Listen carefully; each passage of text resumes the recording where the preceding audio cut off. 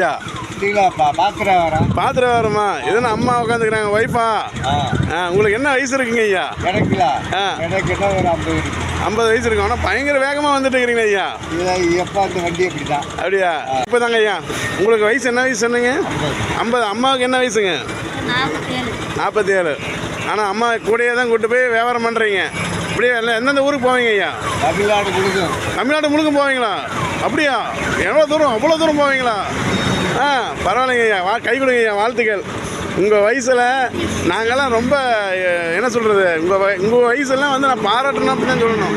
எங்கள் வயசுலாம் நாங்களாம் அப்படிலாம் இருக்குமா எனக்கு தெரியாது. ஆனால் பரவாயில்ல. ஊட்டி கொடைக்கானல்லாம் போவீங்களா? அப்படிங்களா? தலைமுடி வியாபாரம், ஊட்டி கொடைக்கானல் எல்லாமே போவீங்க. ஆல்ரவுண்டு எல்லா ஊருக்கும் போகிறீங்க.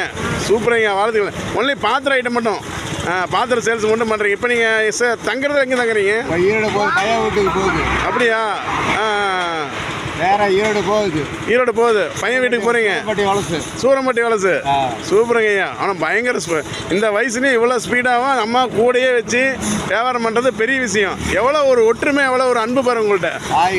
தாய் இதுக்கு. தாயா? அம்மா சம்சாரம் நினைக்கிறதில்ல. தாய் ஒய்ஃபு நினைக்கிறதுல உங்களுக்கு அவங்க தாய். அப்பா சூப்பருங்க, வாழ்த்துக்கள். அதனால அருமை அருமை. இந்த மாதிரி எத்தனை பேர் இருந்தால் எல்லாரும் இருந்தால் எப்படி இருக்கும்? பெருமையாக இருக்குங்க ஐயா. அதாவது ஒய்ஃபை சம்சாரம் நினைக்கிறதில்ல, தாய் நினைக்கிறீங்க.